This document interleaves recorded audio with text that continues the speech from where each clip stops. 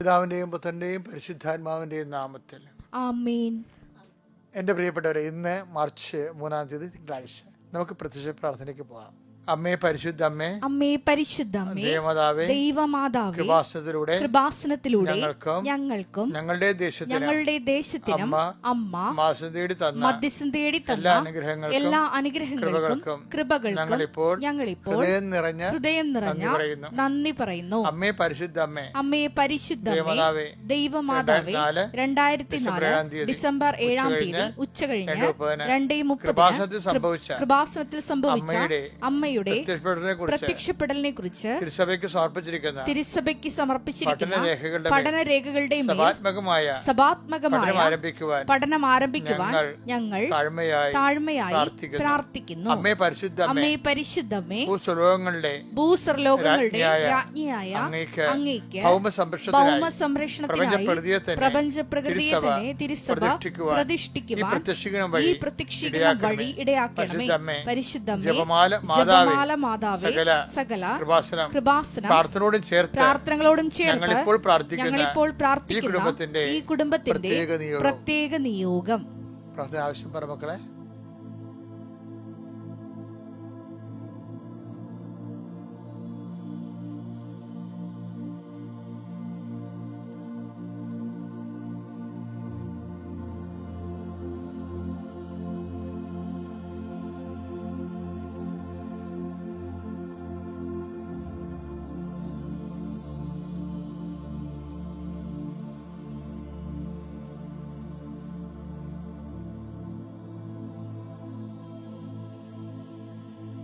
അമ്മയുടെ പ്രത്യക്ഷീകരണത്തിന്റെ ഈ അനുഗ്രഹവേളയിൽ ഞങ്ങൾക്ക് സാധിച്ചു തരുവാൻ കനിയണമേ. ആമേൻ. വിശ്വാസ പ്രമാണം. സർവശക്തനായ പിതാവും ആകാശത്തിന്റെയും ഭൂമിയുടെയും സൃഷ്ടാവുമായ ദൈവത്തിൽ ഞാൻ വിശ്വസിക്കുന്നു. അവിടുത്തെ ഏകപുത്രനും ഞങ്ങളുടെ കർത്താവുമായ ഈശോമിശിഹായിലും ഞാൻ വിശ്വസിക്കുന്നു. ഈ പുത്രൻ പരിശുദ്ധാത്മാവിനാൽ ഗർഭസ്ഥനായി കന്യകാമറിയത്തിൽ നിന്ന് പിറന്ന് പൊന്തിയോസ് പീലാത്തോസിന്റെ കാലത്ത് പീഡകൾ സഹിച്ച് കുരിശിൽ തറയ്ക്കപ്പെട്ട് മരിച്ച് അടക്കപ്പെട്ട് പാതാളങ്ങളിൽ ഇറങ്ങി മരിച്ചവരുടെ ഇടയിൽ നിന്ന് 3-ാം നാൾ ഉയർത്ത് സ്വർഗത്തിലേക്ക് എഴുന്നള്ളി സർവശക്തിയുള്ള പിതാവായ ദൈവത്തിന്റെ വലതുഭാഗത്തിരിക്കുന്നു. അവിടെ നിന്ന് ജീവിക്കുന്നവരെയും മരിച്ചവരെയും വിധിക്കുവാൻ വരുമെന്നും ഞാൻ വിശ്വസിക്കുന്നു. പരിശുദ്ധാത്മാവിലും ഞാൻ വിശ്വസിക്കുന്നു. വിശുദ്ധ കത്തോലിക്കാ സഭയിലും പുണ്യവാന്മാരുടെ ഐക്യത്തിലും പാപങ്ങളുടെ മോചനത്തിലും ശരീരത്തിന്റെ ഉയർപ്പിലും നിത്യമായ ജീവിതത്തിലും ഞാൻ വിശ്വസിക്കുന്നു. ആമേൻ. സ്വർഗ്ഗസ്ഥനായ ഞങ്ങളുടെ പിതാവേ, അങ്ങയുടെ നാമം പൂജിതമാകണമേ. അങ്ങയുടെ രാജ്യം വരണമേ. അങ്ങയുടെ തിരുമനസ് സ്വർഗത്തിലെ പോലെ ഭൂമിയിലും ആകണമേ. അന്നു വേണ്ടുന്ന ആഹാരം ഇന്ന് ഞങ്ങൾക്ക് തരണമേ. ഞങ്ങളോട് തെറ്റ് ചെയ്യുന്നവരോട് ഞങ്ങൾ ക്ഷമിക്കുന്നത് പോലെ ഞങ്ങളുടെ തെറ്റുകൾ ഞങ്ങളോടും ക്ഷമിക്കണമേ. ഞങ്ങളെ പ്രലോഭനത്തിൽ ഉൾപ്പെടുത്തരുതേ, തിന്മയിൽ ഞങ്ങൾ രക്ഷിക്കണമേ. ആമേൻ. നന്മ നിറഞ്ഞ മറിയമേ, സ്വസ്തി. കർത്താവ് അങ്ങയുടെ കൂടെ സ്ത്രീകളിൽ അങ്ങ് അനുഗ്രഹിക്കപ്പെട്ടവളാകുന്നു.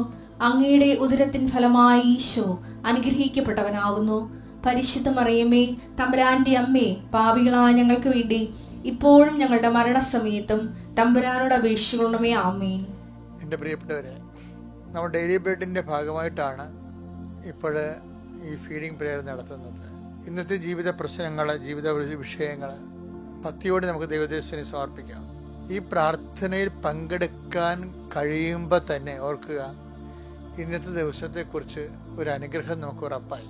അത് കൃപാസനത്തിൻ്റെ ലക്ഷക്കണക്കിന് മനുഷ്യർ പ്രാർത്ഥിക്കുന്ന പ്രാർത്ഥനയോട് ചേർത്താണ് നിന്റെ ജീവിത വിഷയങ്ങളുടെ മേൽ ദൈവിക തീരുമാനം ഉണ്ടാകുന്നത്. അല്ല, നീ ഒറ്റക്കല്ല. നിന്റെ വിഷയങ്ങൾക്ക് ലക്ഷക്കണക്കിന് പ്രാർത്ഥനയും കൃപാസനത്തിന്റെ ആസ്തികളായിട്ടുള്ള വർഷങ്ങളായിട്ടുള്ള അഖണ്ഡ ജപമാലയും ജപമാല റാലിയും ലക്ഷങ്ങൾ പങ്കെടുക്കുന്ന പ്രാർത്ഥനയെല്ലാം നിന്റെ കുടുംബത്തിന്റെ ഓഹരിയാകണേ. കർത്താവിന്റെ ഈ കൃപാസനം പ്രാർത്ഥനയോട് നീ ചേർന്ന് പ്രാർത്ഥിക്കുമ്പോൾ, അമ്മേ പരിശുദ്ധമ്മേ, ദേവമാതാവേ, നിന്റെ കഴിവ് കൊണ്ടല്ല ദൈവത്തിന്റെ കൃപ കൊണ്ടാണെന്നുള്ള ഒറ്റ വെളിപാടിലാണ് കർത്താവെ ഉടമ്പടി നിലനിൽക്കുന്നത്.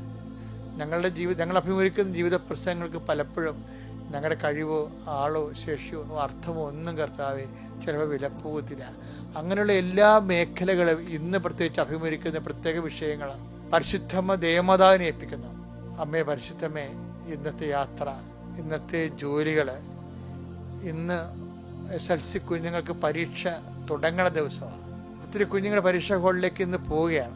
ഒത്തിരിയേറെ പേര് ഈ സമയത്ത് അച്ഛൻ്റെ ഈ പ്രാർത്ഥനയോടുകൂടി ചേർന്ന് പ്രാർത്ഥിക്കുന്നുണ്ട്. കുട്ടികൾ തന്നെ പ്രാർത്ഥിക്കുന്നുണ്ട്, അമ്മമാർ പ്രാർത്ഥിക്കുന്നുണ്ട്. അമ്മയെ, പരിശുദ്ധമ്മയെ അവരുടെ മേലെല്ലാം, കുടുംബത്തിൻ്റെ മാതാപിതാക്കന്മാരുടെ കുഞ്ഞുങ്ങൾക്ക് ഉപരി വിദ്യാഭ്യാസത്തിന് യോഗ്യമായ രീതിയിലുള്ള മാർക്ക് റിസൾട്ട് ലഭിക്കാൻ അവിടെ എല്ലാ തടസ്സങ്ങളെയും അവിടെ എല്ലാ തകരാറുകളെയും അമ്മ പരിഹരിക്കണമേ എന്ന് പ്രാർത്ഥിക്കുന്നു. പഠിക്കാൻ ഉത്സാഹം പഠിക്കുന്ന മനസ്സിൽ പതി നിൽക്കുന്ന പരീക്ഷയെ പ്രതിഫലിപ്പിച്ച് ഉന്നതമായ വിജയം കൈവരിക്കുവാൻ അങ്ങനെ മക്കളെ അനുഗ്രഹിക്കണമേ.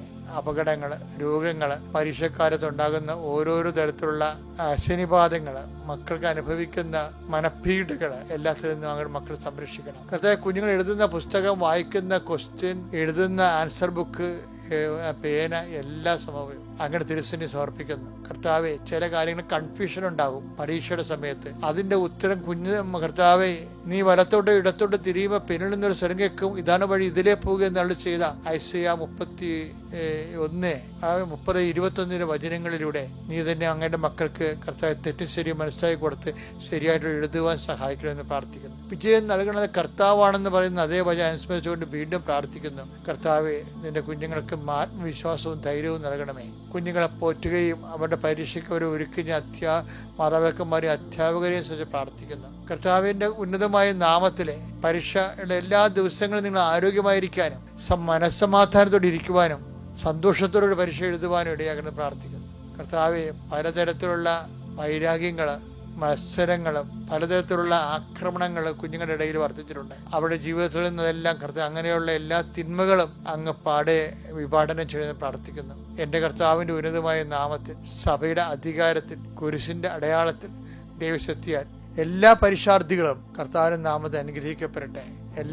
ഇന്ന് ജോലിക്ക് പോകുന്നവര്, ജോലി തേടിപ്പോകുന്നവര്, ജോലി നഷ്ടപ്പെട്ടിട്ട് വേദനിക്കുന്നവര്, അവരെല്ലാം സമർപ്പിക്കുന്നു. കർത്താവിന് നോൻപ് ആരംഭിക്കുന്ന ചില സഭകളിലെ ആ നോൻപിന്റെ ചൈതന്യത്തോടെ ജീവിക്കാനുള്ള അരൂപി അവർക്ക് പ്രത്യേകമായി നൽകി സഭയെ അങ്ങ് വിശുദ്ധീകരിക്കുകയും ചെയ്യണമേ. എൻ്റെ കർത്താവിന്റെ ഉന്നതമായ നാമത്തിൽ ഇന്ന് നോൻപ് ആരംഭിക്കുന്ന സീറോ മലബാർ സഭയെയും മലങ്കര സഭയെയും ആശീർവദിച്ച് പ്രാർത്ഥിക്കുന്നു. ദൈവത്തിന്റെ കരുണ അതിലുള്ള എല്ലാ അംഗങ്ങളും കർത്താവിന്റെ കൃപയിൽ നിലനിൽക്കുവാനും ഈ നോൻപിന്റെ കാലത്ത് പശ്ചാത്താപത്തിന്റെ ഫലങ്ങളും പരിശുദ്ധാത്മാവിന്റെ ഫലങ്ങളും പുറപ്പെടുവിച്ചുകൊണ്ട് സഭ നവീകരിക്കുകയും വിശുദ്ധീകരിക്കുകയും യൗവനം പ്രാപിക്കുകയും ചെയ്യാൻ ദൈവത്തിന്റെ കരുണ സഭയുടെ മേൽ ആവശ്യിക്കട്ടെ.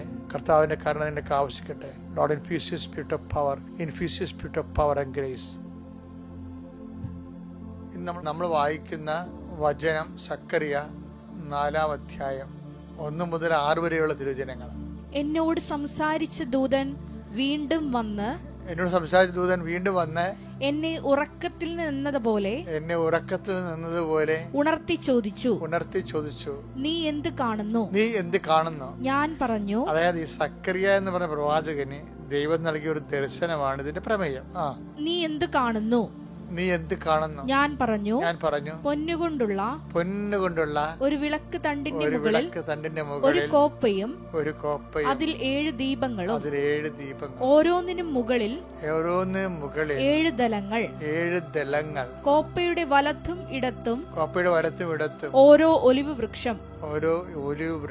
എന്നോട് സംസാരിച്ച ദൂതനോട് ഞാൻ ചോദിച്ചു, പ്രഭോ, എന്താണിത്? ദൂതൻ പറഞ്ഞു, ഇത് എന്താണെന്ന് നിനക്കറിഞ്ഞുകൂടെ? ഇല്ല പ്രഭോ, ഞാൻ പറഞ്ഞു. അവൻ എന്നോട് പറഞ്ഞു, കർത്താവ് സെറുബാബേലിനോട് അരുൾ ചെയ്യുന്നു, സൈന്യബലത്താലല്ല കരബലത്താലുമല്ല, എന്റെ ആത്മാവിനാലാണ് സൈന്യങ്ങളുടെ കർത്താവ് അരുൾ ചെയ്യുന്നു. ഇതിന്റെ അതായത് മെയിൻ പോയിന്റ് എന്ന് പറഞ്ഞാൽ ഇത്രേ ഉള്ളൂ. കർത്താവ് സെറുബാബേലിനോട് അരുളി ചെയ്തു, സൈന്യബലത്താലല്ല, പിന്നെ കരബലത്താലുമല്ല, പിന്നെ എന്താണ്? എൻ്റെ ആത്മാവിലാണ്. ഭയങ്കര ചരിത്രപ്രസിദ്ധമായ ഒരു വെളിപാടാണിത്. അതായത് ഈ സെറുബാബേൽ എന്ന് ഇത് എന്താണെന്ന് ഇത് സംഗതി എന്ന് ചോദിച്ചു കഴിഞ്ഞാല്, സെറുബാബേൽ എന്ന് പറയണത് ഒരു രാജകുമാരനാണ്. എന്നുവെച്ചാൽ യോവാഖീം രാജാവിന്റെ, യൂദയയുടെ അവസാനത്തെ രാജാവാണ്. ബാബിലോൺ കാലത്ത് വിപ്രവാസം നടന്നല്ലോ. പ്രവാസികളെ അവരെ പിടിച്ചുകൊണ്ട് പോയല്ലോ യുദ്ധത്തില് ബാബിലോൺകാരെ. അപ്പൊ അന്ന് നിലവിലുന്ന രാജാവാണ് യോവാഖീം. ഈ യോവാഖീം രാജാവിൻ്റെ വംശത്തിൽപ്പെട്ട ആളാണ് സെറുബാബേൽ. പക്ഷേ ഇവർ ഡയാസ്പൊറയിൽ ബാബിലോണിൽ താമസിക്കുന്ന അടിമകളായി താമസിക്കുന്ന കാലത്താണ് സെറുബാബേൽ ജനിക്കണത്. പക്ഷെ സെറുബാബേലിന് ദൈവം പ്രത്യേക അഭിഷേകം നൽകി. സെറുബാബേലിന്റെ അഭിഷേകം നൽകിയിട്ട് സെറുബാബേല് ആണ് ബാബിലോൺ ബന്ധസ്ഥരായവരെ മോചിപ്പിച്ച് തിരിച്ച് സെറുബാബേലിന്റെ നേതൃത്വത്തിലാണ് തിരിച്ച് വാഗ്ദാന നാട്ടിലോട്ട് വരണത്. എന്നിട്ട് അവർ ജെറുസലേം ദേവാലയം പുതുക്കിപ്പണിയും. ഇസ്രായേൽ സമൂഹം വീണ്ടും യൂദയായാലും ഇസ്രായേലിന്റെ അധികാരികളും അവകാശികളുമായി മാറും. അപ്പൊ അധികാര അവകാശ പുനഃസ്ഥാപനമാണ് സെറുബാബേല്. ഇത് യേശുവിന്റെ പ്രോട്ടോടൈപ്പാണ്. രക്ഷ വീണ്ടെടുത്ത യേശുവിന്റെ പഴയകാല പ്രോട്ടോടൈപ്പാണ്, മുൻകാല രൂപമാണ് ഈ സെറുബാബേലായിട്ടുള്ളത്. പഴയകാലത്തെ സെറുബാബേൽ യേശുവിന്റെ ഒരു ദൗത്യത്തിന്റെ ഒരു പ്രതിഫലന ദർപ്പണമാണ് ഇദ്ദേഹം. ഇവിടെ എന്തായത് പറയാൻ കാരണം വെച്ച് കഴിഞ്ഞാൽ ഇപ്പോഴേ പറയണത് എന്താണ്, സെറുബാബേല് ബാബിലോണിൽ നിന്ന് ഡയാസ്പൊറയിലും വിപ്രവാസത്തിൽ പോയവരെ മോചിപ്പിച്ചുകൊണ്ട് വന്നത് കരബലത്താലല്ല, സൈന്യബലത്താലുമല്ല, കർത്താവിൻ്റെ ആത്മാവിലാണെന്ന്. എന്നിട്ട് നമ്മളുടെ മുഴുവനും ഇങ്ങനെയാണ്. അതായത് ദൈവം ഇട്ടിരിക്കുന്ന ഒരു പ്രൊഫഷനാണിത്. കാര്യം ഈ ലോകത്ത് എന്തെങ്കിലും നേടണമെങ്കിൽ, ഡെവലപ്പ് ചെയ്യണമെങ്കിൽ, വളർച്ച ഉണ്ടാകണമെങ്കിലും, നിലനിൽക്കണമെന്നുണ്ടെങ്കിലും ലോകത്തിനൊരു നിയമമുണ്ട്. നമ്മളൊക്കെ അത് കൈക്കരുത്തുള്ളവൻ കാര്യക്കാരൻ, കൈക്കരുത്തില്ലാത്തവൻ എന്ത് ചെയ്യും? അവൻ ജീവിക്കേണ്ട എന്നുള്ളതാണ് പൊതുവെയുള്ള ഒരു ധാരണ. അതുകൊണ്ടാണ് ശാസ്ത്രമൊക്കെ ഡെവലപ്പ് ചെയ്ത് വന്നപ്പോഴും ആ വഴിക്കാണ് വന്നത്. ഇപ്പം നാച്ചുറൽ സെലക്ഷൻ എന്നൊക്കെ പറയത്തില്ലേ, ഡാർവിൻ അങ്ങനെ ഒരു പുസ്തകമുണ്ട്, ഏറ്റവും ഫേമസ് ആയിട്ട് പുസ്തകമാണ്. ഈ പ്രകൃതിയിൽ നടക്കുന്ന എല്ലാം നാച്ചുറൽ സെലക്ഷൻ്റെ ഭാഗമാണ്. ഈ നാച്ചുറൽ സെലക്ഷനിലൂടെയാണ് ഈ സർവൈവൽ ഓഫ് ദി ഫിറ്റസ്റ്റ് വരണത്. എന്ന് വെച്ച് കഴിഞ്ഞാൽ സർവൈവ് ചെയ്യണത് ഫിറ്റായിട്ടുള്ള ആൾക്കാർ മാത്രം സർവൈവ് ചെയ്താൽ മതി എന്നാണ് ഈ പ്രകൃതി പറയണത്. അതാണ് പ്രകൃതി നിയമം. ഫിറ്റായിട്ടുള്ള ആൾക്കാർ മാത്രം. പ്രകൃതിയുടെ നിയമം എന്താണ്? സെക്കുലർ നിയമങ്ങളാണ്. എന്ന് വെച്ച് കഴിഞ്ഞാൽ ഫിറ്റായിട്ടുള്ള ആൾക്കാർ മാത്രം നിലനിന്നാൽ മതി. എന്നുവെച്ചാൽ മെരിറ്റുള്ളവർ മാത്രം, ഫിറ്റ് എന്ന് വെച്ചാൽ മെരിറ്റാണല്ല, മെരിറ്റുള്ളവർ മാത്രം അതിജീവിച്ചാൽ മതി എന്നുള്ളതാണ് പ്രകൃതി നിയമം. ഈ പ്രകൃതി നിയമത്തിൻ്റെ കൂടെ ദൈവത്തിൻ്റെ കരുണ ചേർത്തുകൊണ്ടാണ് ബൈബിള് വിഭാവന ചെയ്യണത്. ബൈബിൾ പറയും not by fit but by grace. എന്നുവെച്ചാൽ നോട്ട് ബൈ മെറിറ്റ്, അതാണ് Ephesians 2:8 not by merit but by grace.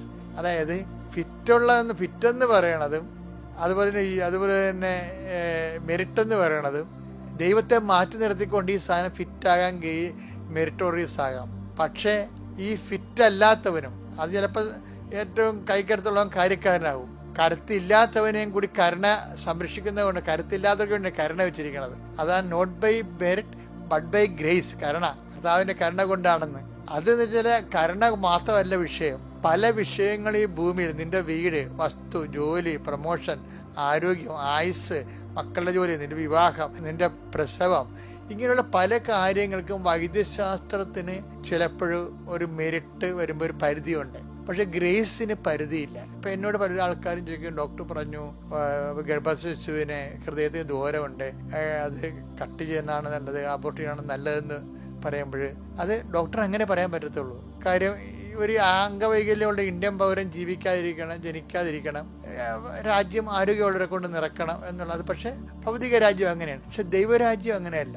ദൈവരാജ്യം വർക്ക് ചെയ്യണത് not by merit but by spirit. അപ്പം ഞങ്ങളെപ്പോലുള്ളവർക്ക് അത് പറയാൻ പറ്റത്തില്ല. അപ്പം ഞങ്ങളെ സംബന്ധിച്ചിടത്തോളം പറയും കർത്താവ് ഇടപെടും, വെയിറ്റ്, ഇതിനു വേണ്ടിയാണുള്ള വിശ്വാസമുള്ളത്, ഇതിനു വേണ്ടിയുള്ള ആത്മീയതയുള്ളത്, ഇതിനു വേണ്ടിയുള്ള ദൈവം നമ്മുടെ കൂടെ, I will be with you unto the last, I will come with you wherever you go എന്നൊക്കെ പറഞ്ഞിരിക്കുന്നത് എന്താണ്? ഇങ്ങനെയുള്ള നമ്മുടെ മെറിറ്റും ഫിറ്റ്നസ്സും നഷ്ടപ്പെടുമ്പോൾ കർത്താവിൻ്റെ പ്രസൻസ് കൊണ്ടാണ് അതിനെ സുവിശേഷം ടാലി ചെയ്യണം. അപ്പോഴേ സുവിശേഷം ഭയങ്കരമായ ഒരു കാഴ്ചപ്പാടാണ് ശരിക്കും നൽകണത്. എവിടെയെല്ലാം ഫിറ്റ്നസ് പോകുന്നു, എവിടെയെല്ലാം മെറിറ്റ് പോകുന്നു, അവിടെയെല്ലാം ദൈവത്തിന്റെ സ്പേസാണ്. അത് വിവേചിച്ച് മനസ്സിലാക്കേണ്ട കഴിവുണ്ടാകണം. നിന്റെ കഴിവ് കൊണ്ടോ, നിന്റെ കാശ് കൊണ്ടോ, നിന്റെ ആള് കൊണ്ടോ, നിന്റെ അർത്ഥം കൊണ്ടോ, പറമ്പ് കൊണ്ടോ, പൊന്നുകൊണ്ടോ, പാർട്ടി കൊണ്ടോ, അതെല്ലാം മെറിറ്റിൽ പെടുന്ന. അല്ലാതെ ഒരു വിഷയം നിനക്ക് വരുമ്പോൾ ഓർക്കുക, ഈ സ്പേസ് ദൈവത്തിൻ്റെതാണ്. പക്ഷെ ഒരു കാര്യമുണ്ട്, നീ അവിടെയും ചവിട്ടി ഇവിടെയും ചവിട്ടരുത്. ദൈവത്തിനെന്ന് പറയുമ്പോൾ കോംപ്രമൈസ് ഇല്ല. എന്ന് വെച്ച് കഴിഞ്ഞാൽ അപ്പം ദൈവത്തിന്റെ ഫോർമാറ്റ് അവിടെ ഉപയോഗിക്കേണ്ടത്.